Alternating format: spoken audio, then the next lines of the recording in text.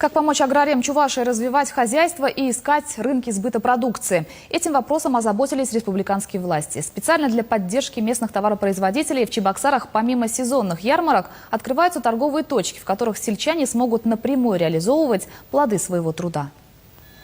2 года назад Сергей Лобков вместе с семьей переехал в Чувашию из Калужской области. Решил заняться здесь сельским хозяйством. Приобрел 2 гектара земли. На месте заброшенного здания школы построил цех. Признается, испортил десятки тонн молока, прежде чем начал получаться сыр. Целый год у меня не получался сыр вообще. Я нигде не учился, я учился сам, поэтому все сыры, они производятся по технологии, итальянской технологии названия качота. Выдержка от 2 недель до 2 месяцев, полутвердые и твердые сорта.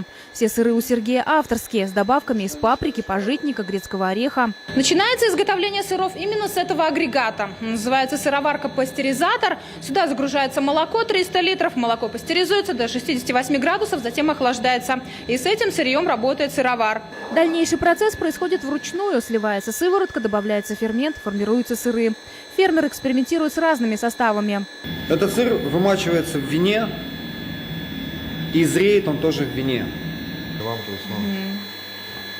И немного ощущается винный привкус от корочки. Сергей задумывается о производстве пармезана, но пока у него нет хранилища под благородный деликатес. Самая главная проблема, признается сыровар, со сбытом. Работает он один, и торговать продуктом некому. Ездить в Чебоксары регулярно накладно, да и тяжело. Нормальной дороги в деревне нет, а до столицы приличное расстояние. Выручает появление новых торговых точек. Одна из них – деревенский дворик. Это социальный проект, созданный для поддержки местных товаропроизводителей. Спрос у горожан на натуральные фермерские продукты есть. Подобных точек в городе пока 2. Одна в Новоюжном районе, другая в Радужном.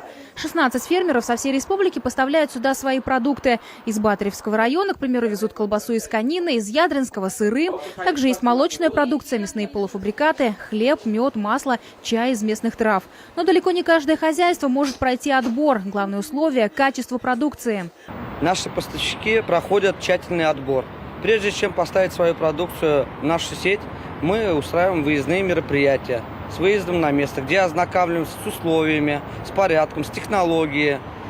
Какие-то моменты нам даже рассказывают рецептуры. Проблемы с реализацией были и у производителей полуфабрикатов из Новочебоксарска. Самостоятельно открыть в столице торговую точку не так просто. Начинающие предприниматели также обратились в деревенский дворик. Со временем производство требовало развития, но сбыта мы устраивающего нас найти не могли. Началом сотрудничества с деревенским двориком нашей организации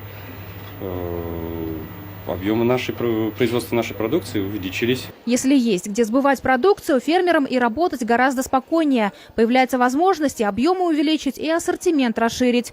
К примеру, чершкосинские хлебопеки смогли даже модернизировать свое производство. Мы производим хлеб в сутки где-то 3,5 тонны. С утра у нас машина выезжает по основным точкам Чебоксары. В будущем планируется объединить фермеров республики под эгидой ассоциации при торгово-промышленной палате Чувашии.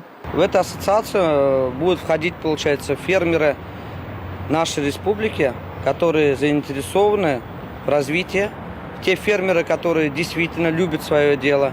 И мы вместе хотим, объединившись, идти вперед, развивать наши продукты, развивать фермерское хозяйство, развивать в целом сельское хозяйство республики. В ближайшее время точек для сбыта фермерской продукции должно стать больше. Они появятся не только в Чебоксарах, но и в Новочебоксарске. Наталья Егорова, Никита Углев, Вести, Чувашия.